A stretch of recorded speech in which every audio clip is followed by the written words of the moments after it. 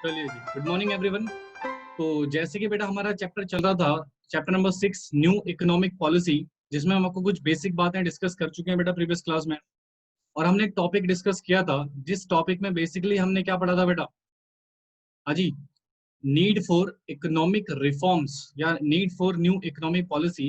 And मैंने आपको यहाँ पर कुछ रीजंस लिखवाए थे बेटा, अराउंड 5 रीजंस, ठीक है, जिनके कारण हमें न्यू इकोनॉमिक पॉलिसी को इंट्रोड्यूस करना पड़ा इन 1991। इसका एक लेक्चर हम ऑलरेडी पढ़ चुके हैं बेटा, और today will have to discuss the lecture number 2।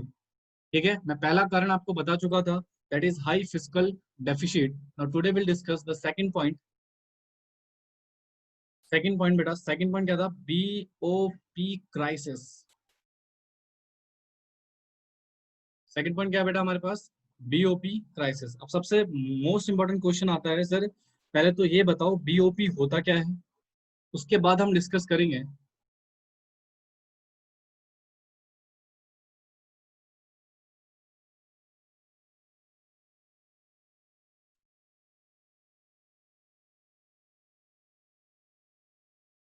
ठीक है, उसके बाद हम डिस्कस करेंगे बेटा इसकी डिटेल। तो देखो जरा छोटा सा कॉन्सेप्ट है।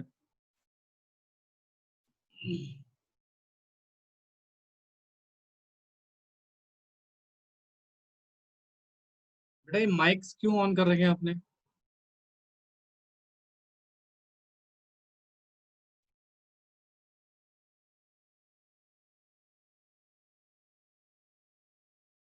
अपने अपने माइक्स प्लीज ऑफ रखो।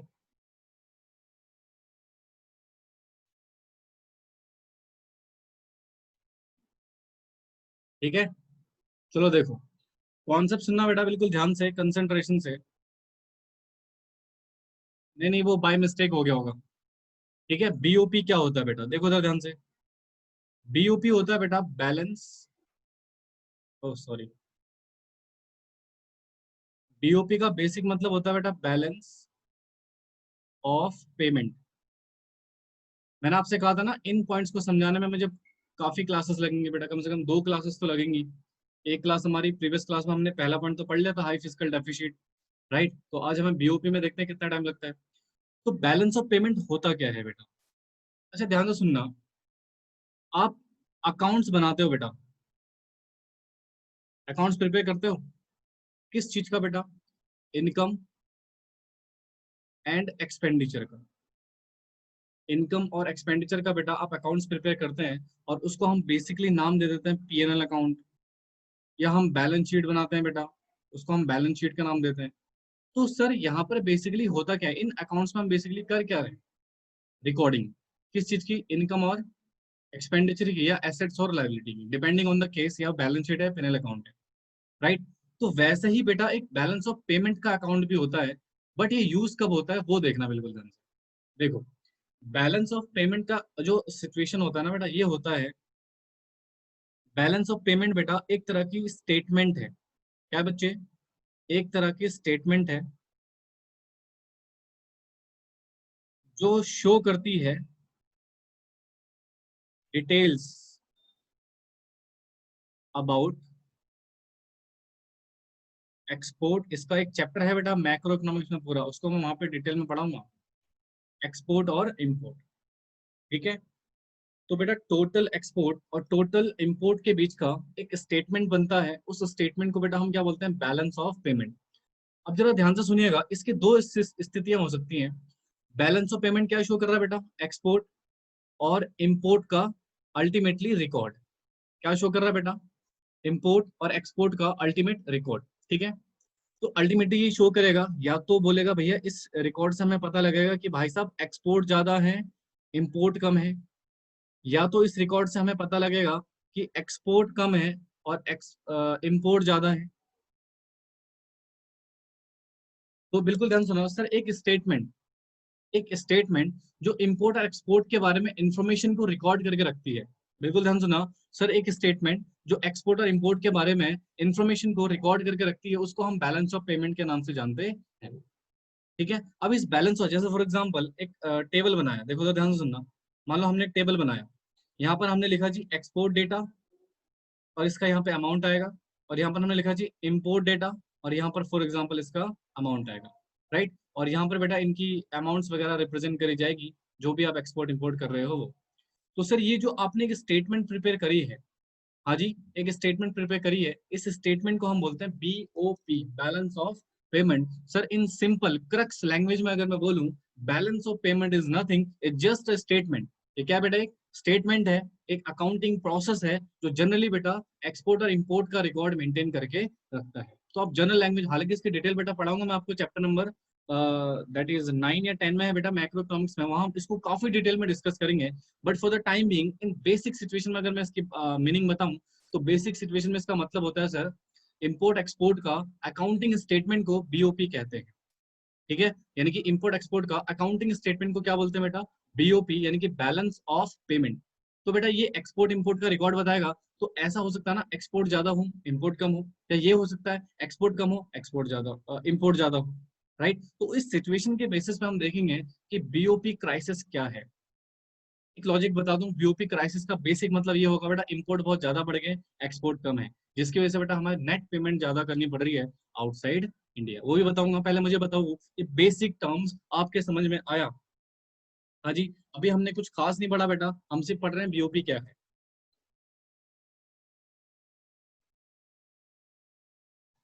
बोलो जी, समझ में आया? पक्का ना? ये नोट कर लिया आपने?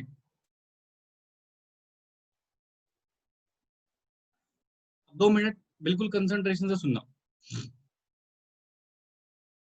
जी बिल्कुल, अभी बताऊंगा आपको सिचुएशन क्या है, देखो। सर बीओपी है, बीओपी आपने क्या पढ़ी बेटा, एक स्टेटमेंट है जो जनरली क्या बता रहा है बेटा, एक्सपोर्ट और इंपोर्ट की जानकारी।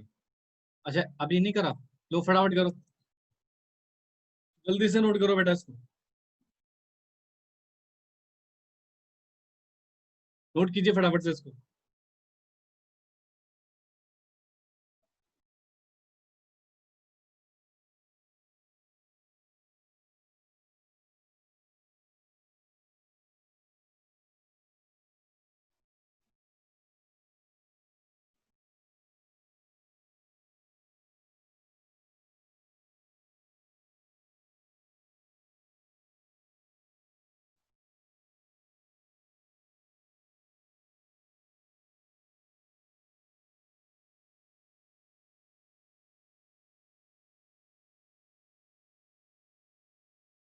ट्रेडिंग अकाउंट बेटा, इसका ना ट्रेडिंग अकाउंट नहीं, बैलेंस ऑफ ट्रेड जरूर बोल सकते हो, जहां पर गुड्स एंड सर्विस का ट्रेड होगा, एक्चुअली गुड्स का ट्रेड होगा।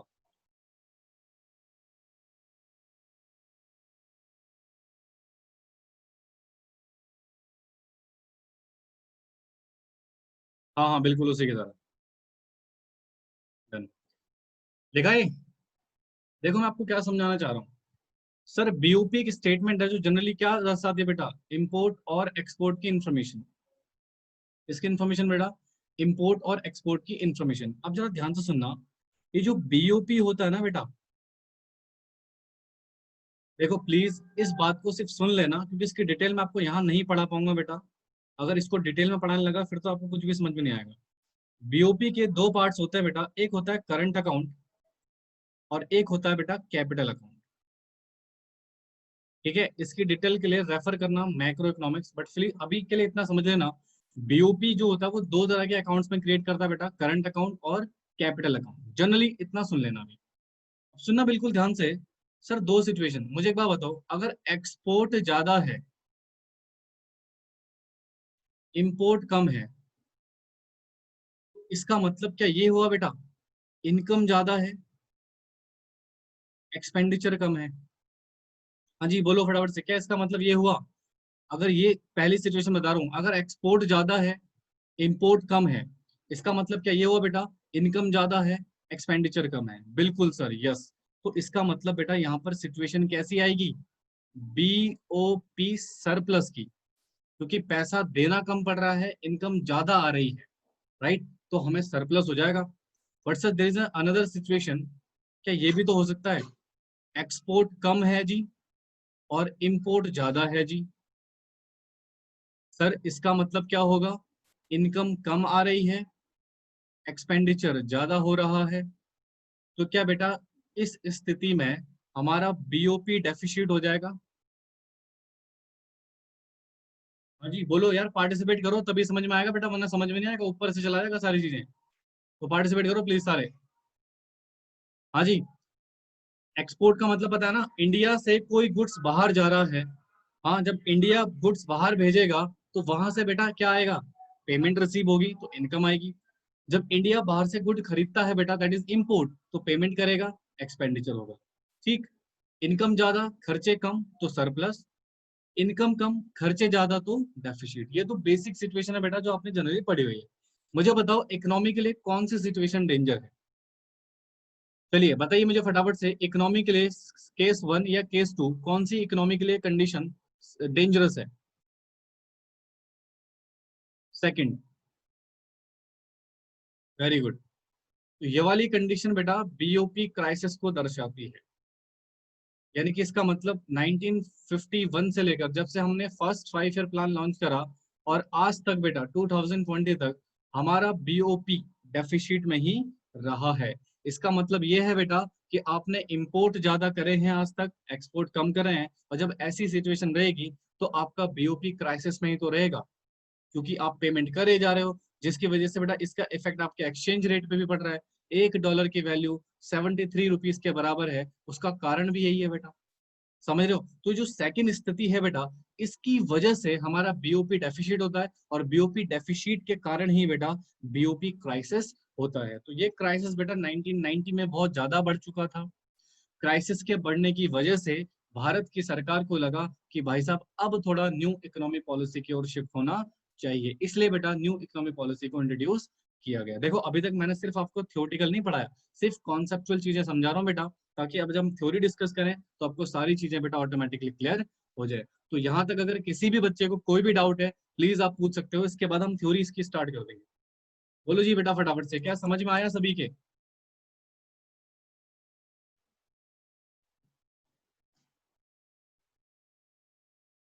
श्योर ना सभी, एवरीवन? चलो इसको नोट करो फटाफट से, फिर इसकी थ्योरी लिखवाता हूँ आपको।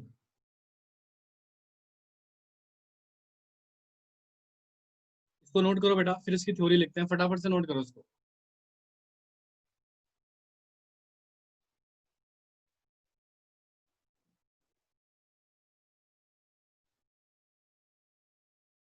बेटा डेफिसिट के नीचे बीओपी क्राइसिस है नहीं, और ये $1 इक्वल टू ₹73 लिखा हुआ है।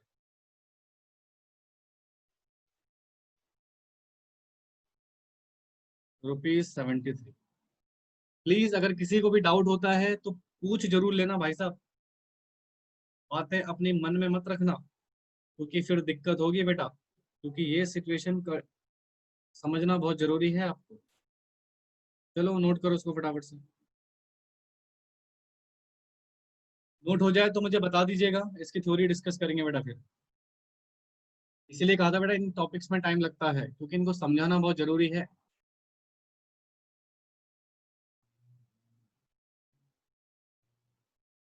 ये current affair, sorry current account और कैपिटल अकाउंट बेटा, यहाँ पे लिख देना रेफर मैक्रो इकोनॉमिक्स, क्योंकि वहां पर बेटा कम से कम मुझे 2 क्लास लगेंगी इसको समझाने में, और 1 क्लास लगेगी इसको समझाने में। ठीक है, चलो नोट करो फटाफट से।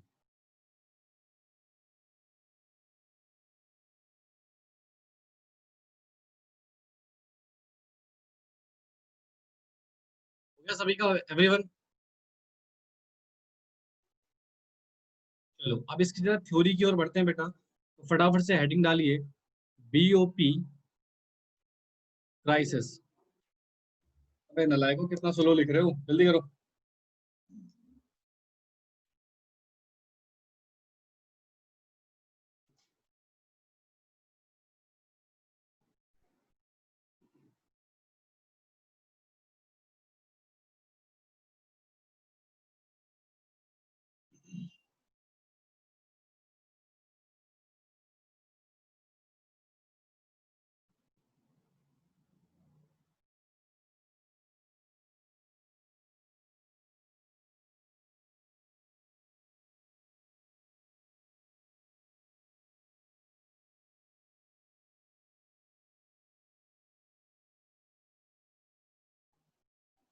ठीक है, लिखो बीओपी क्राइसिस।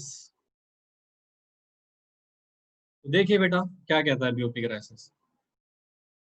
कहता है जी BOP crisis related to BOP deficit. क्या यही पढ़ा था बेटा अभी कॉन्सेप्ट में? और आई होप सो कि डेफिशिट का मतलब आपको समझ में आ गया हो। ये तो ऑलरेडी पढ़ा चुका हूं ना, फिर भी इसको लिख लेते हैं ताकि आपको लॉन्ग टर्म में याद रहे, क्योंकि हमारी आदत बेटा भूलने की बहुत होती है। Income receipt. इनकम कब रिसीट होगी बेटा? एक्सपोर्ट में। Is less than payment made. Payment कब मेड करते हैं बेटा हम? इम्पोर्ट में। तो जब ऐसी स्थिति होती है कि पेमेंट ज्यादा हो जाए, इनकम कम हो जाए, तो इस स्थिति को हम बीओपी डेफिसिट के नाम से जानते हैं। ठीक है, क्रक्स फॉर्म में लिखवा दिया बेटा ताकि आपको याद भी रहे। कहते हैं by the end of 1990 our BOP account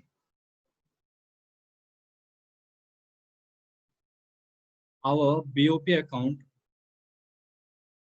revealed that revealed that दो चीज। पहला, current account deficit was mounting up. बढ़ रहा था बेटा करंट अकाउंट डेफिसिट। बीओपी का ही पार्ट होता है, लिखवाया था मैंने आपको ये, बट इसका मैंने मीनिंग आपको नहीं समझाया, उसको समझेंगे बेटा हम मैक्रो इकोनॉमिक्स में। कहते हैं बोरोइंग्स वर कंसिस्टेंटली हाई। और इस टाइम पे बेटा हमारी बोरोइंग भी बेटा लगातार कंसिस्टेंटली बेटा क्या हो रही थी? बढ़ रही थी। तो कुछ डेटा लिखते हैं बेटा इसके बारे में। डेटा, अगर मैं 1980 81 की बात करूं, तो जो हमारा सीएडी था, सीएडी का मतलब बेटा करंट अकाउंट डेफिसिट, ठीक है, वो था ₹2214 का। और ये 1991 में ये सीएडी का जो डेफिसिट था बेटा, वो हो गया था ₹17,367 का। सोचो कितना ज्यादा डेफिसिट बढ़ चुका था बेटा हमारा 1990 में। 10 सालों में अराउंड 15,000 करोड़ के अराउंड डेफिसिट बढ़ गया बेटा। हाँ, जिसके कारण बेटा हमें न्यू इकोनॉमी पॉलिसी लॉन्च करनी पड़ी। तो यहाँ पर आप लिख सकते हो बेटा, रीजन टू इंट्रोड्यूस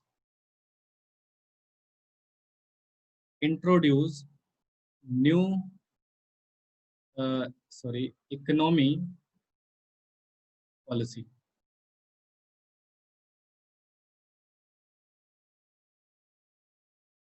ठीक है जी, समझ आया सभी के? लिखो बेटा इसको। कह रहा sir BOP crisis basically BOP deficit से रिलेटेड होता है। डेफिसिट के बारे में बता चुका हूँ, इसका मतलब डेफिसिट बढ़ता जा रहा था। हाँ जी सर। कहते हैं 1990 में बीओपी अकाउंट ने ये दर्शाया कि हमारा करंट अकाउंट डेफिसिट बढ़ता जा रहा है जी। ठीक है, और बोरिंग भी हमारी कंसिस्टेंटली क्या हो रही है बेटा? बढ़ रही है। ऑब्वियस सी बात है ना, पेमेंट करते रहोगे, पैसा कहाँ से आएगा बेटा? उधार ही लोगे, तो उधार भी बढ़ता रहेगा। तो कुछ डेटा है बेटा हमारा करंट अकाउंट डेफिसिट के रिगार्डिंग। ये 2000 सॉरी 1980 के अराउंड बेटा कितना था? 2214 करोड़ का। बट 2090 में ये कितना हो गया था बेटा? 17,367 करोड़। यानी कि 17,367 करोड़ इतना हो गया था बेटा। तो ये जो अमाउंट हमारा बढ़ता जा रहा था, बोरोइंग का अमाउंट बढ़ता जा रहा था, हमारा डेफिसिट बढ़ता जा रहा था, तो इस वजह से बेटा हमें नई आर्थिक नीति यानी कि न्यू इकोनॉमिक पॉलिसी की जरूरत पड़ी। और इसको 1991 में यानी कि 1991 में एक पॉलिसी आई बेटा, new economy policy. I hope so बेटा आपके समझ में आया हो। हाँ जी, बोलो जी, समझ आया सभी के?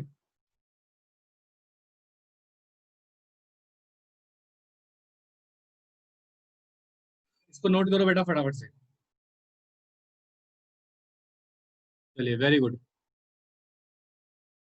समझ में आना जरूरी है बेटा।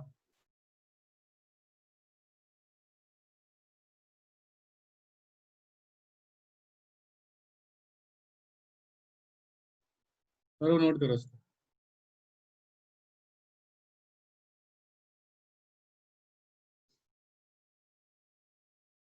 बेटा मैंने आपसे बोला तो करंट अकाउंट डेफिसिट एक तरह से बीओपी का ही पार्ट है, बट मैं इसको यहाँ पे नहीं समझा सकता क्योंकि इसकी काफी डिटेल है बेटा। अगर मैं इसको समझाने लगा फिर आप मेन टॉपिक से हट अलग हो जाओगे। हालांकि आपको यहाँ पर रिक्वायरमेंट नहीं है करंट अकाउंट को समझने की। करंट अकाउंट बेटा प्रॉपर आपका चैप्टर वाइज पढ़ाऊंगा इसको बीओपी में, मैक्रो इकोनॉमिक्स में, उसको भी होल्ड रखो। ठीक है, करंट अकाउंट पढ़ लोगे तो डेफिसिट आपको ऑटोमेटिकली समझ में आ जाएगा। अभी नॉर्मली आप ये समझो करंट अकाउंट डेफिसिट एक तरह से बीओपी डेफिसिट को दर्शा रहा है। ठीक है, wait for the lecture, then will discuss the current account and capital account होता क्या है। पहले मुझे बताओ यहाँ तक सबको क्लियर है और ये नोट हो गया सबका? ठीक है जी, ये हुआ बेटा हमारा सेकंड पॉइंट, ये हुआ हमारा सेकंड पॉइंट। अब आइए थर्ड पॉइंट में। थर्ड पॉइंट में लिखिए fall in foreign exchange, foreign exchange reserve. ठीक है जी, अब fall in foreign exchange reserve, पहले तो सबसे पहले ये समझते हैं सर फॉरेन एक्सचेंज रिजर्व होता क्या है। 2 मिनट ध्यान से कंसंट्रेशन से बिना लिखे बिना नोट करे यहाँ पे देखो। मान लो बेटा ये है हमारा Bharat and this is rest of the world. 2 minute please ध्यान से सुनिएगा, लिखना मत बेटा कोई भी प्लीज, रिक्वेस्ट है मेरी, आप इसको बिल्कुल ध्यान से सुनिएगा।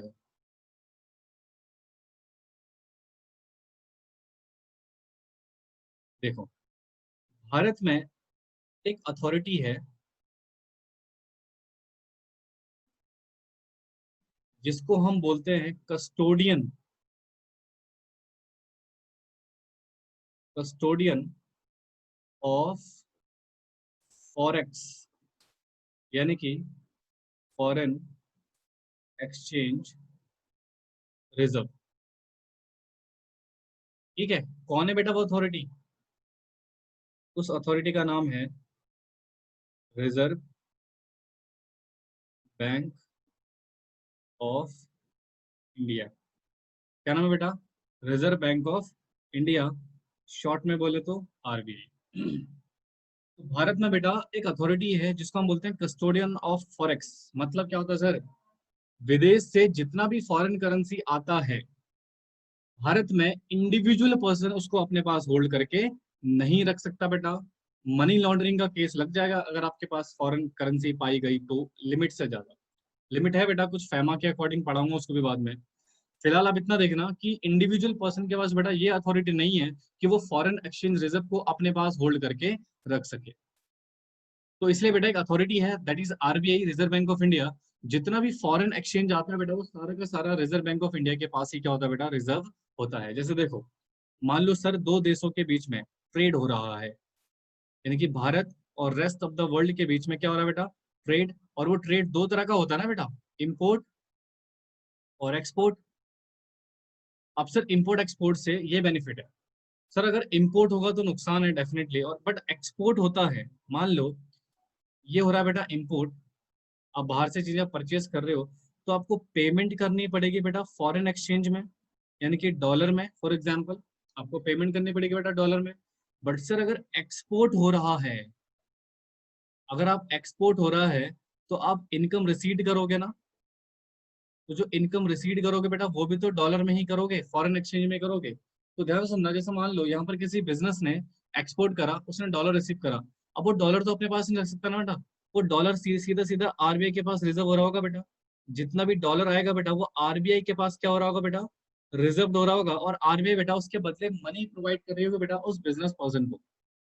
तो सर एक्सपोर्ट जब जब होगा भारत में, आरबीआई के पास फॉरेन एक्सचेंज का रिजर्व बढ़ता रहेगा। बट सर अगर इंपोर्ट होगा तो पेमेंट हो रही है ना, तो जब इंडियन बिजनेसमैन के पास डॉलर है ही नहीं तो वो पेमेंट कैसे करेगा? आरबीआई से मांगेगा। और जब वो आरबीआई से मांगेगा राइट। तो वहां पे बेटा क्या आरबीआई के पास रिजर्व कम होता रहेगा? तो सर एक बात यहाँ पर कह सकते हैं सर, एक्सपोर्ट से रिजर्व बढ़ेगा, इंपोर्ट से रिजर्व कम होगा। जरा मुझे एक बात बताइए, अभी आपने क्या पढ़ा इससे पहले वाले में कि इंपोर्ट ज्यादा थे या एक्सपोर्ट? हाँ जी, एक्सपोर्ट ज्यादा थे या इंपोर्ट बेटा? ये सिचुएशन थी ना, तभी तो बीओपी डेफिसिट में आया था। तो जब बेटा इंपोर्ट ज्यादा होगा, मुझे लॉजिकली बताओ, लॉजिकली बताओ, क्या फॉल इन फॉरेक्स होगा या नहीं होगा? आरबीआई के पास बेटा फॉरेन करेंसी का रिजर्व क्या होता रहेगा बेटा? कम होता रहेगा। जब आरबीआई के पास फॉरेन करेंसी का रिजर्व कम होता रहेगा बेटा, फिर उसको वर्ल्ड बैंक से फॉरेन एक्सचेंज मांगना पड़ेगा, जिसके लिए बेटा गोल्ड रिजर्व की करवाया जाता है। और जितना ज्यादा गोल्ड रिजर्व होगा बेटा, उतनी भारत की रुपीस की वैल्यू डिक्लाइन होती रहेगी, हमारी वैल्यू डिक्लाइन होती रहेगी, फॉरेन एक्सचेंज की डिमांड बढ़ती रहेगी बेटा, डॉलर और स्ट्रांग होता रहेगा। तो क्या कहीं ना कहीं ये आरबीआई के पास बेटा फॉरेक्स का कम होना भारत के रुपये के लिए सबसे बड़ा नुकसानदायी है बेटा। हाँ जी, भारत का रुपया कम होता जाएगा, और जब भारत का रुपया कम होता जाएगा बेटा, तो हमारी इकोनॉमी कहाँ से स्ट्रांग होगी भाई? इकोनॉमी भी तो हमारी वीक होगी। तो इकोनॉमी का वीक होना क्या नई आर्थिक नीति को जन्म देगा? जी सर, 1990 में बेटा भारत के आरबीआई के पास इतना रिजर्व भी नहीं था बेटा कि वो एक दिन का बिल पे कर सकते। ये हालात हो गई थी बेटा। इसलिए बेटा 1991 में न्यू इकोनॉमी पॉलिसी की जरूरत पड़ी, क्योंकि हमारा फॉरेन एक्सचेंज रिजर्व इतना डाउन हो गया था बेटा इंपोर्ट बढ़ने की वजह से, कि हमारे पास एक दिन के बिल पेमेंट करने का पैसा भी नहीं था फॉरेन एक्सचेंज के रूप में। इसलिए बेटा भारत सरकार ने एक नई आर्थिक नीति को इंट्रोड्यूस करने की सोची। पल्ले पड़ा? कौन सा पढ़ा है? अभी थ्योरी नहीं पढ़ाई है बेटा। बताइए फटाफट से, क्या कॉन्सेप्ट समझ में आया आपके? टू एवरीवन, किसी बच्चे को कोई डाउट है तो प्लीज पूछे। Ask me if anyone has doubt. चलो बनाओ इसको बेटा आप, मेक इट फास्ट।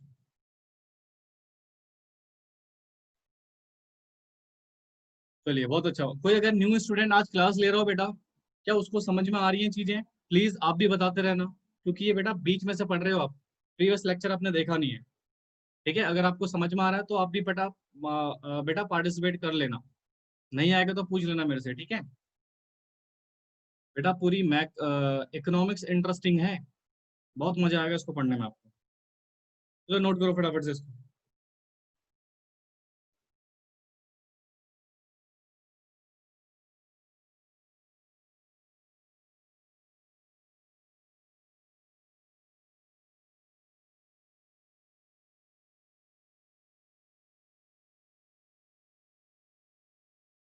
नहीं बेटा, ये टॉपिक नहीं पढ़ाया मैंने अभी, ये फर्स्ट टाइम हो रहा है, ये टॉपिक नहीं पढ़ाया है।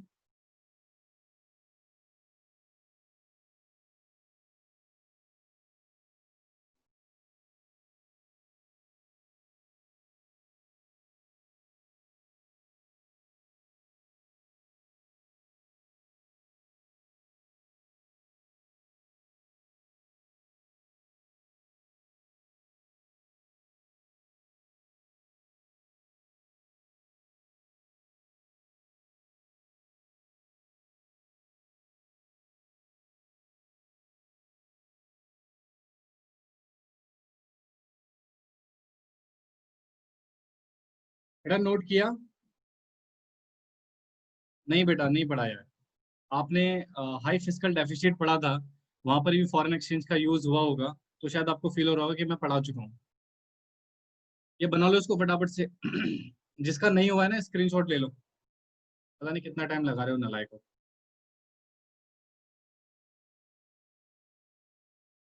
ठीक है, फटाफट से स्क्रीनशॉट ले लो बेटा, मैं आगे इसकी थ्योरी लिखवा रहा हूँ। देखो, अब आइए बेटा इसकी थ्योरी पे, एक बार इसकी थ्योरी पे नजर मार लेते हैं बेटा। ऑल इन फॉरेन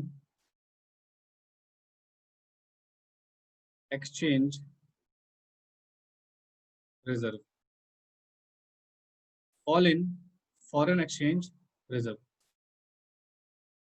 देखो बच्चों, इन 1991 फाइनेंशियल ईयर बेटा, ये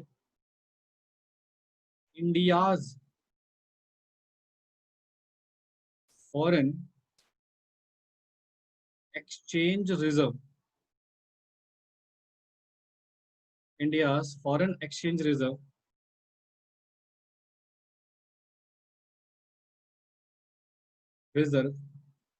fall to low such a low level that these were not enough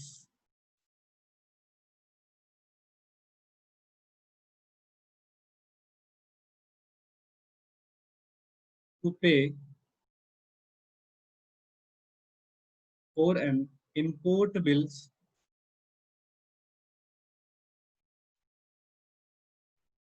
of even 10 days.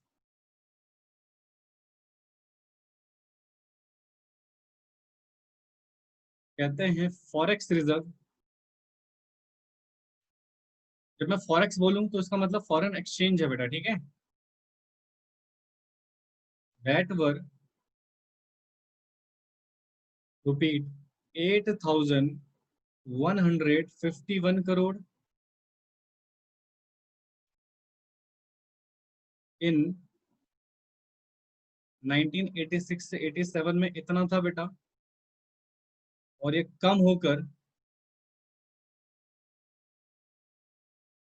Fall to 6,252 crore इन 1989 से लेकर 90 तक डिक्रीज हो गया बेटा।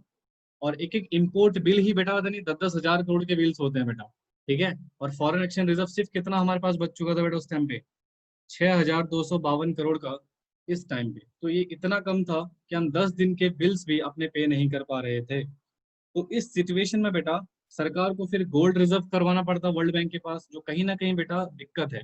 जब जब गोल्ड रिजर्व होता है फॉरेन करेंसी स्ट्रांग होती है बेटा, रुपीज डिक्लाइन होती रहती है। इस वजह से बेटा सरकार को न्यू आर्थिक नीति को यानी कि न्यू इकोनॉमिक पॉलिसी को लेकर आना पड़ा। ये कारण था बेटा फॉरेन एक्सचेंज का कम होना, न्यू इकोनॉमिक पॉलिसी का आना। समझ आया जी?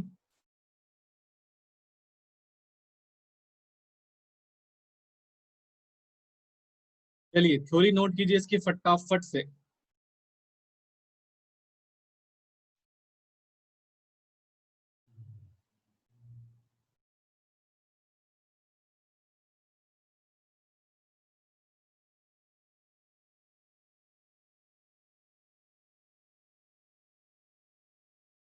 चलिए बेटा नोट करो, नोट हो जाए तो प्लीज मुझे बता दीजिएगा।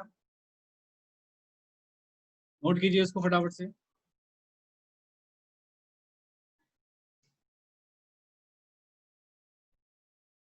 तो 3 रीजन पढ़ा चुका हूँ बेटा आपको। हाई फिजिकल डेफिसिट जो कि प्रीवियस क्लास में पढ़ाया था। आज हमने बीओपी क्राइसिस पढ़ा अभी तक, और fall in foreign exchange reserve पढ़ लिया, ठीक है।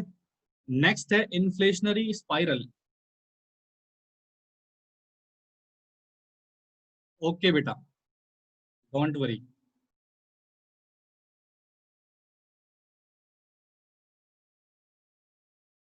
हो गया बच्चों, नोट हो गया ये? चलिए अब थोड़ा सा कॉन्सेप्ट देखते हैं अपने फोर्थ पॉइंट का। इन्फ्लेशनरी स्पाइरल,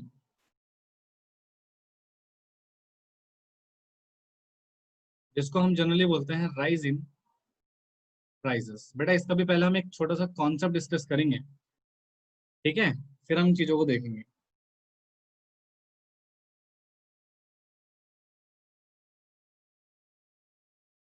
देखो बेटा, इन्फ्लेशन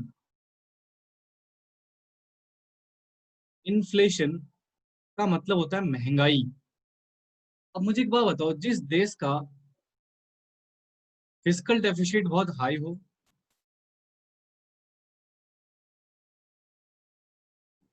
बीओपी क्राइसिस में चल रहा हो, फॉरेन एक्सचेंज रिजर्व कम हो रहे हो, या उस देश में बोरोइंग्स होना आम बात है। और बोरिंग होने का बेसिक मतलब यही है बेटा कि देश में खर्चे बहुत ज्यादा हैं, इनकम बहुत कम है। तभी तो बोरिंग करनी पड़ रही है।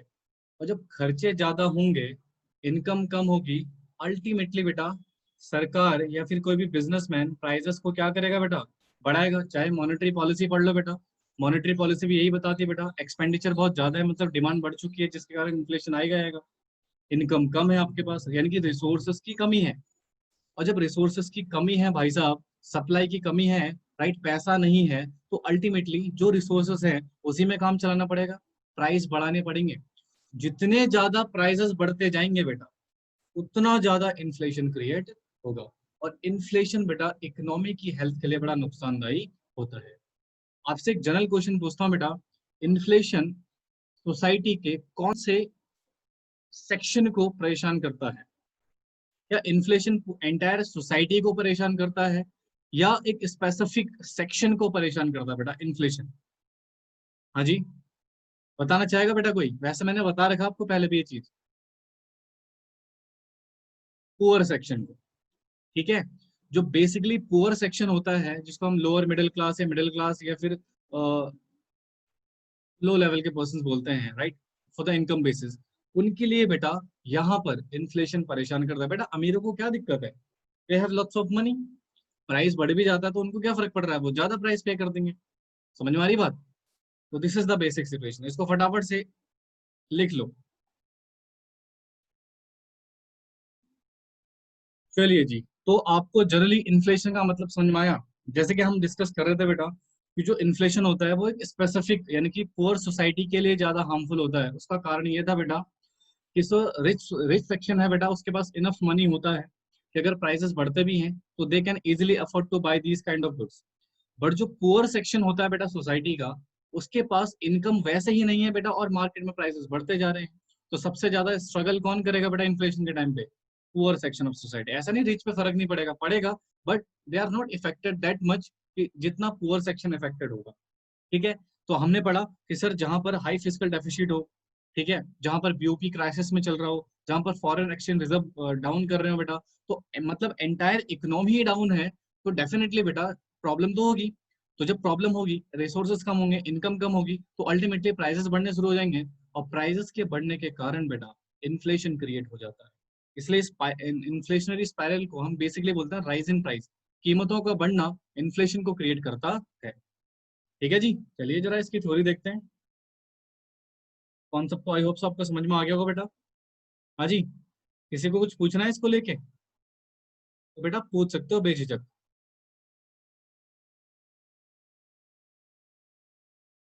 इन्फ्लेशनरी स्पाइरल यानी कि rise in prices, rise in prices. ठीक है जी, तो जरा देखो जरा इसकी सिचुएशन। कहते हैं prior to 1991, despite good monsoon, good monsoon for 3 consecutive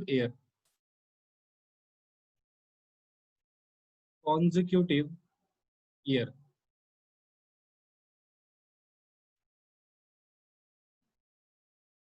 there was inflationary spiral in the country। देख रहे हो बेटा, कह रहा है मॉनसून अच्छा होने के कारण भी, लगातार 3 साल बेटा मॉनसून अच्छा रहा, उसके बावजूद भी बेटा there was a inflationary spiral. उसका कारण मैं आपको बता चुका हूँ। इन्फ्लेशन क्यों था? क्योंकि इकोनॉमी की ही वैसे डाउन चल रही थी बेटा। तो कहते हैं inflation was triggered by a rapid increase in money supply.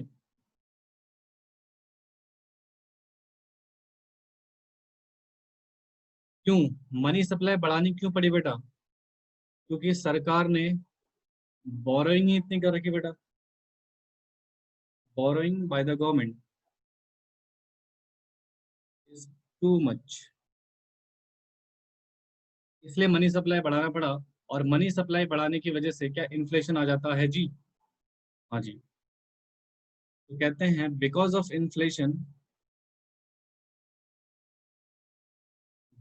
Inflation new economy policy needed. चलिए नोट कीजिए इसको फटाफट से।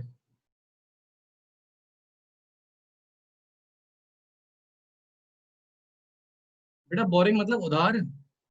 आपने जब हाई फिजिकल डेफिसिट पढ़ा था वहां पर मैंने आपको क्या बताया था कि सरकार के पास पैसा नहीं था, खर्चे बहुत ज्यादा बढ़ रहे थे, इनकम कम थी, तो अल्टीमेटली उधार लेना पड़ा, बोरिंग करनी पड़ी बेटा सरकार को।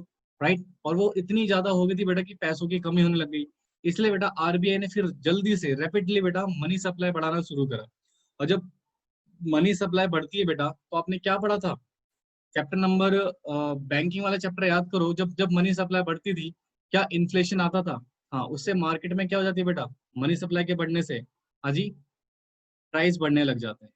ठीक है, इस वजह से बेटा इन्फ्लेशन हमारा क्रिएट हो गया। तो इन्फ्लेशन के कारण बेटा हमें न्यू इकोनॉमिक पॉलिसी इंट्रोड्यूस करनी पड़ी। ये सब उसके बावजूद बेटा, गुड मानसून था उसके बावजूद ये सब हुआ, क्योंकि हमारे पास प्रॉब्लम ही थी बेटा। वो तीनों प्रॉब्लम हम ऑलरेडी पढ़ चुके हैं बेटा। समझ आया जी। बोलिए फटाफट से एवरीवन। कितने कारण पढ़ चुके हैं बेटा हम। सॉरी, चौथा कारण था, मैंने 5 लिख दिया, तो फोर्थ कर देना बेटा। 4 कारण बेटा मैं पढ़ा चुका हूँ आपको। ठीक है, न्यू इकोनॉमिक पॉलिसी के आने का। पहला कारण क्या था बेटा, हाई फिजिकल डेफिसिट। दूसरा था बीओपी क्राइसिस। तीसरा था fall in foreign exchange reserve. और चौथा है बेटा इन्फ्लेशनरी स्पाइरल। चलिए लास्ट पॉइंट भी देख लेते हैं। इसको लिख लिया आपने। चलिए अब लास्ट वाला पॉइंट भी देख लेते हैं बेटा एक बार फटाफट से। लास्ट पॉइंट क्या था बेटा, fifth, poor performance of PSUs. And PSUs के बारे में मैं आपको ऑलरेडी बता चुका हूँ बेटा, पीएसयूज क्या होते हैं। Chapter number, sorry, lecture number 1 याद करो, जिसमें पीएसयूज के बारे में मैंने आपको बताया था। तो कहते हैं जी देखो, several thousand crore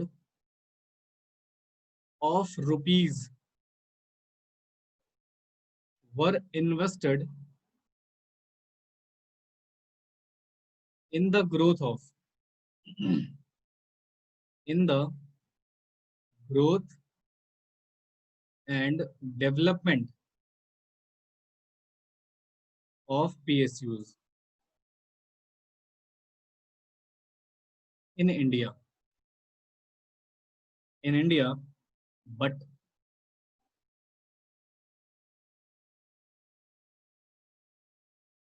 most of these turned out to breeding centers of corruption,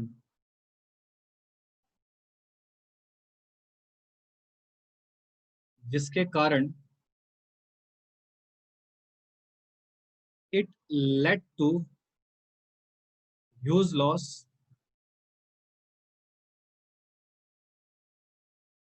हुए बेटा हमें एनईपी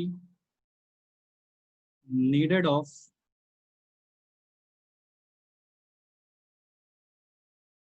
या एनईपी नीडेड लिखो खाली।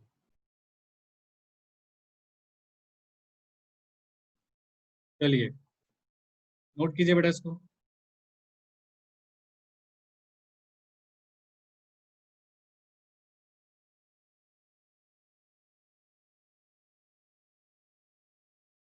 चलो जी नोट करो।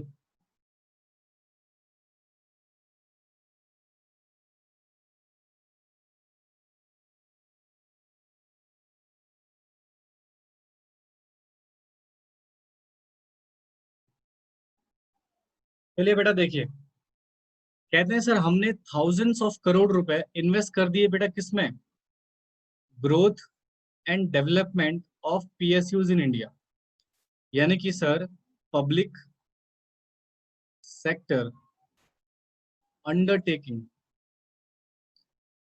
इन शॉर्ट गवर्नमेंट कंपनीज की डेवलपमेंट और ग्रोथ के लिए बेटा भारत सरकार ने थाउजेंड्स ऑफ करोड़ रुपए खर्च करे, राइट। बट इसमें से most of the entities corruption का सेंटर बन के रह गए। क्या बन के रह गए बेटा, करप्शन का सेंटर बन के रह गए। और जब करप्शन इस लेवल पे बढ़ा तो डेफिनेटली करप्शन होगा तो कहीं ना कहीं पीएसयूज को लॉसेस होंगे बेटा। तो इनके ह्यूज लॉसेस के कारण बेटा ये काफी डिक्लाइन है, इनका ग्रोथ की जगह बेटा ये डिक्लाइन होने लग गए। और इस डिक्लाइन के कारण बेटा भारत सरकार को नई आर्थिक नीति की जरूरत पड़ी। ठीक है जी। तो पीएसयूज में corruption is the most reason जिसकी वजह से बेटा हमें न्यू इकोनॉमिक पॉलिसी इंट्रोड्यूस करनी पड़ी, राइट। समझ आया? हाँ जी बच्चों, क्या क्लियर हुआ सभी को? तो ये बेटा हमारे reason of new economic policy, reason of new economic policy के 5 पॉइंट, 5 पॉइंट्स हमने डिटेल में डिस्कस कर लिए अकॉर्डिंग टू योर सिलेबस। किसी बच्चे को कोई डाउट है अभी तक बेटा, आप पूछ सकते हो, most welcome. Otherwise today's class is over here. ठीक है, आज की क्लास यहीं पे समाप्त हो गई है। अगर आपको कोई डाउट्स हैं तो आप मेरे से पूछ सकते हैं। ठीक है जी, तो क्लास इज ओवर हियर।